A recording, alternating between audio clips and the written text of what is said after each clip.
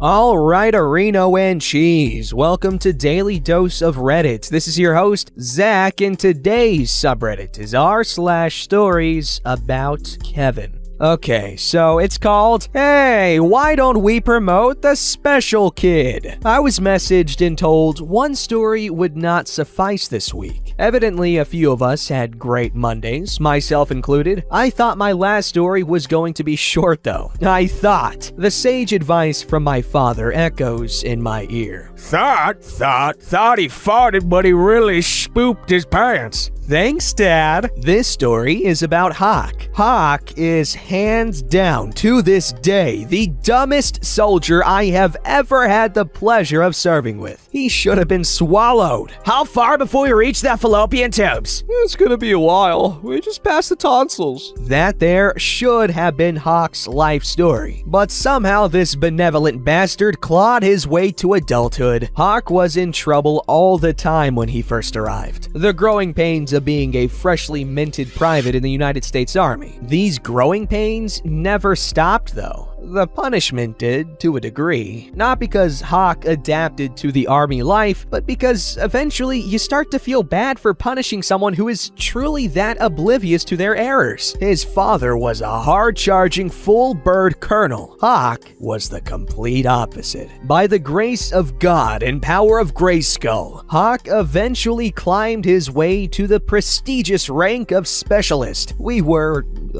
a country at war, and the cracks for people to slip through had become a bit wider. Little did we know, those cracks would transform into canyons, and Hawk was about to slip through another. We were about 3 months into our Iraq deployment when the announcement came. I don't have the 5 W's about said announcement, but it came.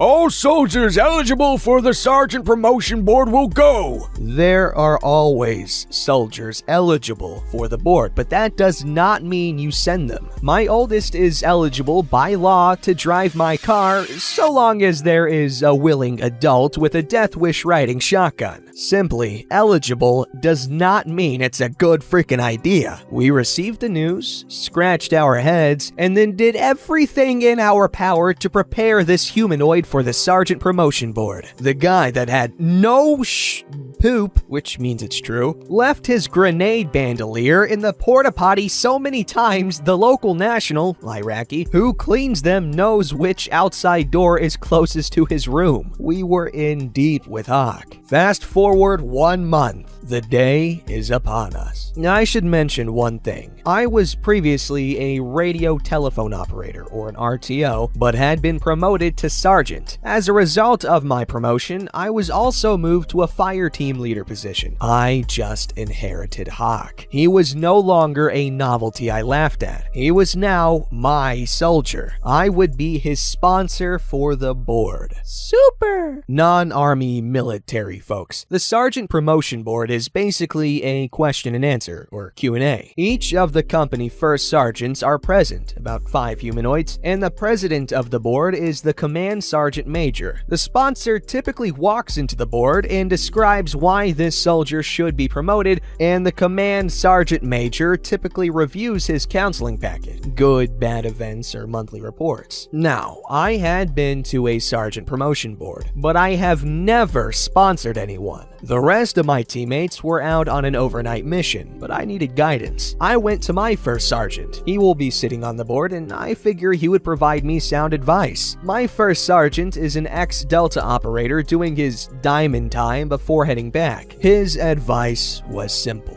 Be honest. Easy enough. The board. I am not even going in for promotion, but I am nervous. The other board candidates are going in and back out at a steady pace. It is now game time. The personnel finance clerk opened the door to the tent and instructed me to go in. Good to see you again, Sergeant OP.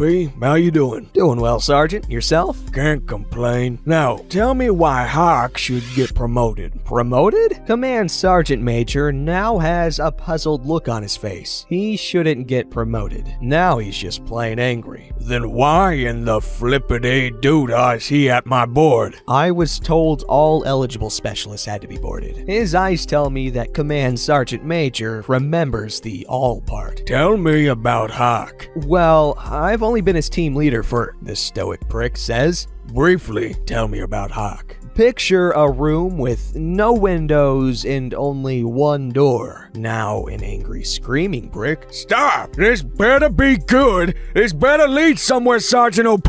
Let him finish, Sergeant Major. This could be good, I think. Picture a room with no windows and only one door. I could put Hawk in that room with one cat and one dog. I would give him very explicit instructions. Hawk, I will be back in 5 minutes. Make sure the dog doesn't eat the cat. Sergeant Major, you could go back in that room 30 seconds later, and there would be no cat, no dog, a dead frickin' elephant, and Hawk won't have a clue about how the frick it happened. That is Hawk, Sergeant Major. I was not prepared for the earth-shattering scream. Send Hawk in and get the fornication under consent of the king out of my board! Typically, the sponsor stays in the board during the entire ordeal. I would not experience that luxury. I was John Wick and excommunicado. I returned to my room and just sat on my bed, just replaying the entire event and wondering if I would be in trouble. I know how my sponsor acted in the board, and I know he didn't get kicked out. The minutes continued to pass and Hawk was not back yet. Maybe the board was going well. Then First Sergeant walked in. OP nickname. That was the funniest crap I have ever heard in my life. We were all laughing hysterically. Really? I didn't get that impression. Have to be professional, OP nickname. After you left, Command Sergeant Major had tears in his eyes. How did Hawk tell you it went? What? I am now a bit irritated with Hawk. I thought he was still in there, at least until I seen you. I told him to report to me immediately after the board. I don't know where the hell he is. How'd he do? Hawk walked in, saluted, and did well with the drill and ceremony, marching. Then came the questions. I was the first to ask the questions. He had the answers to my questions. Hawk, what is the maximum effective range, point target, of your assigned M203 grenade launcher with a high explosive dual purpose, HEDP? Nothing. He was just staring at me. I repeat the question. You know what that lover said? It's his weapon system, but I can only imagine. Okay. Oh, God. Oh. He said... I'm sorry, First Sergeant. I was not paying attention. No, I'm sorry. Can you repeat the question? I was not paying attention. I have no words. There are thoughts in my head, but my brain refuses to communicate with my mouth hole. He was kicked out immediately afterwards. He was only in the board for a couple of minutes. Suppose you should go find him. First Sergeant leaves, and I continue to sit on my bed. I ponder where I should begin to look. The base was extremely small, but we're talking about Hawk here. That happy-go-lucky... What? That happy-go-lucky, intellectually disabled individual could very well be the greatest hide-and-seek champion of the world. That sounds like something he'd do unintentionally. I start with the barracks. No luck. It has been lunchtime throughout this entire ordeal. I check the chow hall. He was not there either. The only two places I could think to check next were the internet cafe and the phone center. Again, no luck. I then went building by building until I was approached by the recon medic. Hey, OP nickname. You in Blank Company? Yeah? You have a guy in the aid station. For what? He got bit by a dog. I go to the aid station. Hawk is just finishing up. The physician assistant is telling him, just make sure you're careful with the stitches and keep the wound clean. What the fire truck? Hawk, meet me in the team room when you're finished. I return to the team room and wait patiently for Hawk. Then I continue to wait. He comes strolling into the team room with a to-go plate from the chow hall. He didn't come straight back. This asshat went to the chow hall first. Meanwhile, my stomach is growling, and now the short bus window licker is sitting beside me. How did the board go? I think it went well. Just freaking babbled. Really? I thought you got kicked out. With a goofy freaking smirk. Oh, yeah? I just sit there, head in hand, staring at the ground. So when do I get promoted, Sergeant? You got kicked out of the board. That is a pretty surefire way to not get promoted. Should we ask Sergeant Major? No! Freaking no! Don't ask anyone! Just sit there and feed your face. Also, why the hell were you in the aid station? I got bit by a dog. How? After I left the board. I cannot describe the level of anger and frustration, but Hawk is dumb. I just want answers. Hawk, I understand you got bit by a dog. How did this transpire? Please describe in great detail how this happened. After the board, I went to the chow hall for lunch. I took my scraps to the front gate where the dogs hang out, and I was trying to feed them. Then one bit me. I think I was just really hungry. Utter shock. Just plain freaking shock. This is your second lunch? You're eating lunch number 2? Are you serious, Hawk? Freaking serious? I was hungry after I got bit, Sergeant. Sergeant? Yes, Hawk. Am I going to the board next month? If you ever met this kid, just remember what Mark Twain said. Never argue with an idiot. They will drag you down to their level and beat you with experience. Hawk is that idiot. Cheers.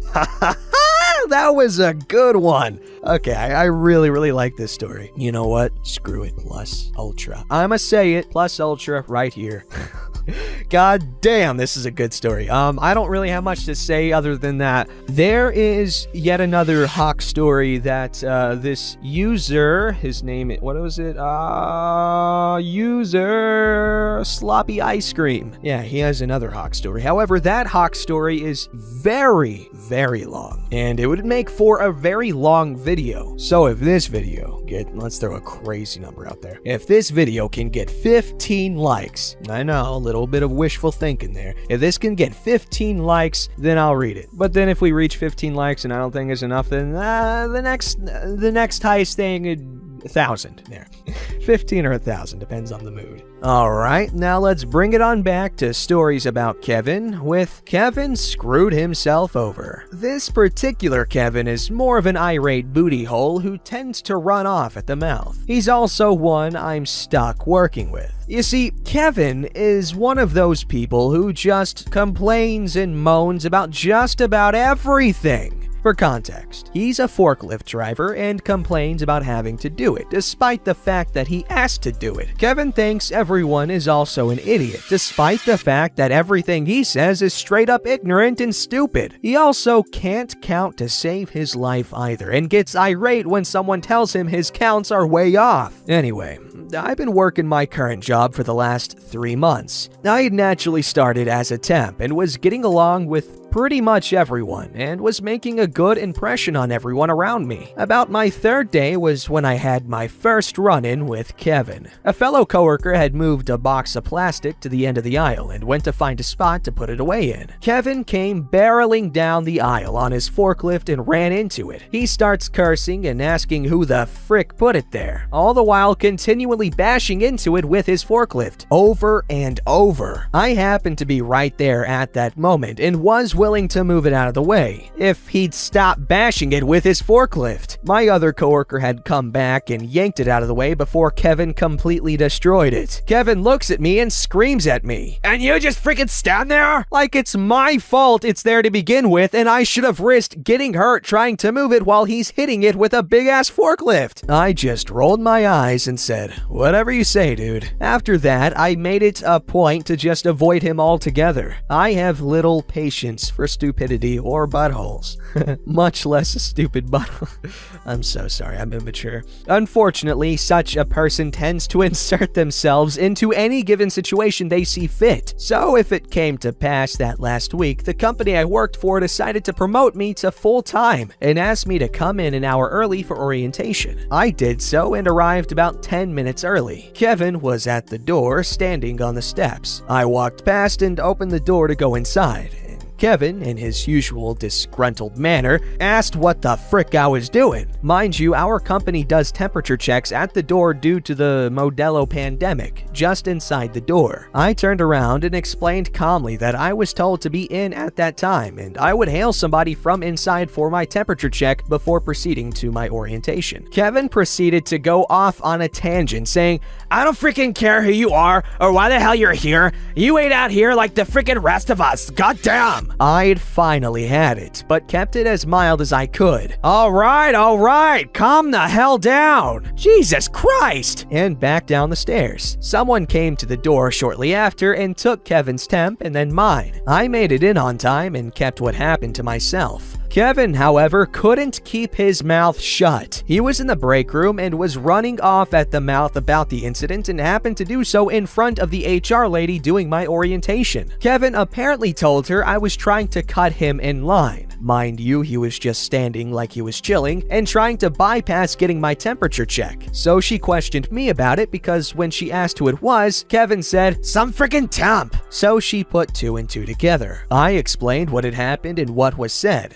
She wanted verbatim what Kevin said in my response. I simply told her that given this wasn't the first time, my response wasn't exactly cordial either. I was just trying to get in on time and make sure that I got someone's attention so I could get to my orientation on time as I was told. She was pretty understanding of my response and none too happy about Kevin's, stating it poorly represented a hospitable work environment, especially on my first day as a full-timer. I even told her that I wasn't gonna make a big deal about it. She said no need. Kevin did that himself. This isn't the first time Kevin has started something like this with somebody, and specifically temps. But since temps are usually disregarded on basic principle in regards to complaints against full-timers, they kinda just get pushed to the side. However, I was now a full-time employee and it brought validity to all those former complaints. Individually, both HR and my supervisor pulled Kevin into their offices and ripped him a new one. Kevin has been giving me dirty looks for the last week, like I snitched him out despite the fact that he couldn't keep his mouth shut. At some point, Kevin walked by me and whispered, "Snitch?" I just turned around and said, "Kevin, I didn't say crap about what happened until they came up and asked me about it because you ran your mouth off about it. You can blame me all you want, but it's your mouth that got you into that mess 100%. So maybe now it might be the best time to shut it," and turned and walked away. Kevin wisely keeps his mouth shut around me now, but he's not exactly learning that lesson with everyone else, because a bunch of people are making complaints about him being that way to them. I don't see Kevin staying there much longer. So the lesson to be learned here, don't be that idiot running off at the mouth and quit while you're ahead. And don't be an idiotic booty hole. Yeah, if you're gonna be a butthole, just be ironic about it. Or claim to be ironic about it, like I do. Like, I insult people all day and night, and they think it's a joke.